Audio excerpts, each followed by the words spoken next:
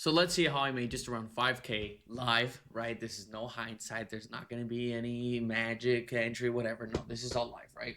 So I'm going to show you, right, just the entry, the exit, everything we took, right? So this is a clear entry. For those of you that might be familiar with Quant Tower, the entry was taken at 932, right? Again, I'm just showing this first, and then I'm going to break down the trade. Then you can see, right, the entry over here, our first partial was taken at this area. After it was how much? Like 150 ticks in profit. And then the full trade was exited right around here. But let's get into the actual trade and into what actually went down, right? So first, what I always do is I look at the 1 hour the day before, and I see kind of what was going on, right? So if I'm looking over here at the higher time frame, what I'm seeing is we're seeing, again, overall price action. I see it as being bullish, right? Again, I go over into the daily, I can check it out, and I'm seeing that, hey, we came lower, we're starting an expansion higher. Cool, whatever, right? And then the 1 hour, I look at the previous day. Okay, last session was bearish, but we never really were able to break into this gap. And we started bouncing from here from London. Keep in mind, this was also the previous day open, and we were above the previous day high that day.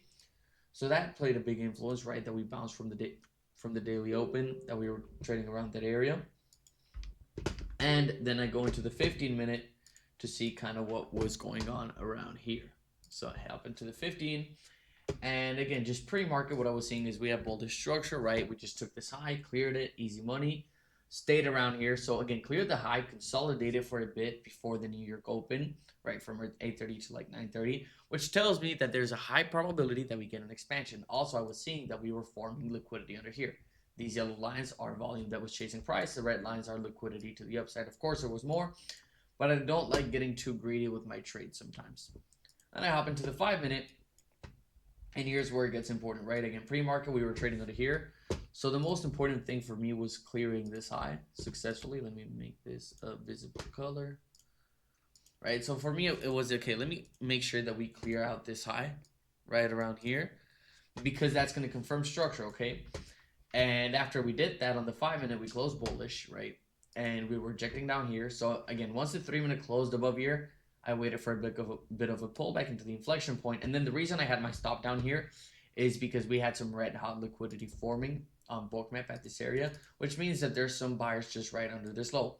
And on top of that, we can see, again, nothing too crazy, but we have structure, well-rounded low. We start going higher, and this is where we create liquidity. So this is kind of the last leg for buyers to push price higher.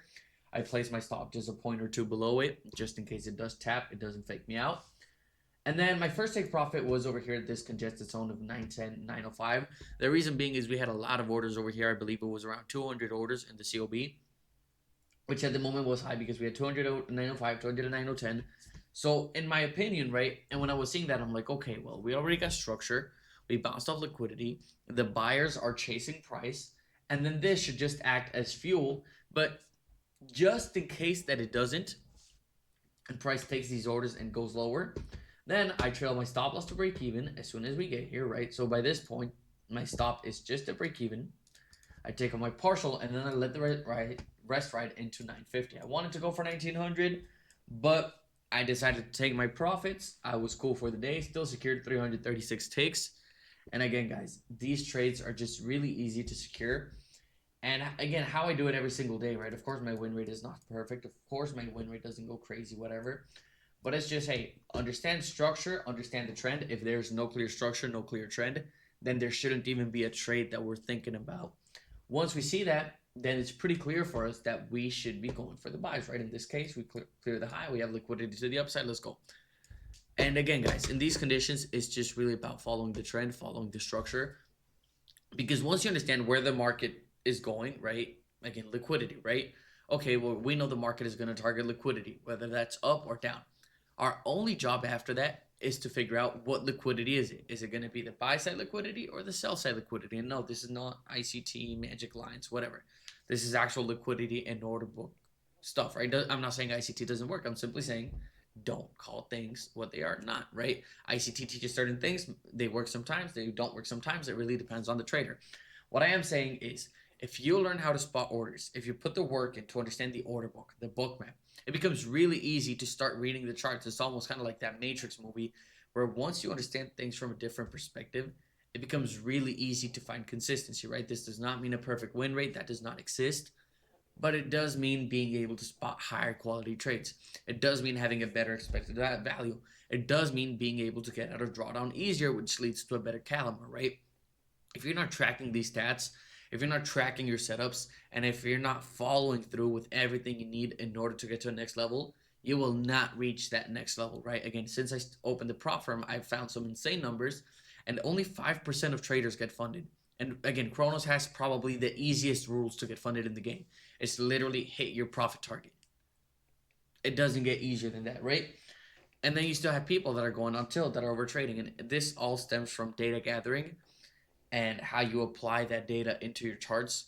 So make sure that you understand your setups, make sure you understand your edge. And if you're not 100% sure of what your edge is, when your edge plays out best, I'm talking even about volatility, right? At least for me, when the VIX is above 28, I'm going for higher points, higher moves. When the VIX is under 28, I'm going for base hits. I'm going for shorter trades, just like this, right? If you don't have that data, if you don't understand that data, I'm sorry to tell you this, but you're just not meant to be profitable. Again, even the guys that become profitable, they needed to gather data, they needed the journal, they needed to go forwards, right? But then you have people out here who are skipping their journal, who are not doing their entries, who are not doing everything, and they're entitled and saying, "Oh, the markets are against me. This industry doesn't work." Like, no, you don't work, right? Because this industry, how it works is if you put the work in, if you do what you're supposed to do, you're gonna get there because there's tons of testimonials of people who have gotten there. The question is, how bad do you actually want to get there, and are you willing to put in the work? And don't say to yourself, yeah, I'm willing to get there, I'm willing to put the work in, but then tomorrow you're gonna open trading, you're gonna connect your account, next thing you know, you're paying resets, right?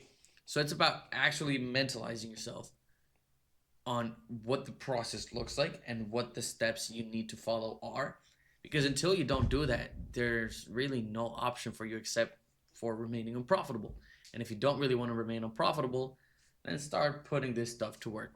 It's not that hard. Well, it is. That's why most people don't do it.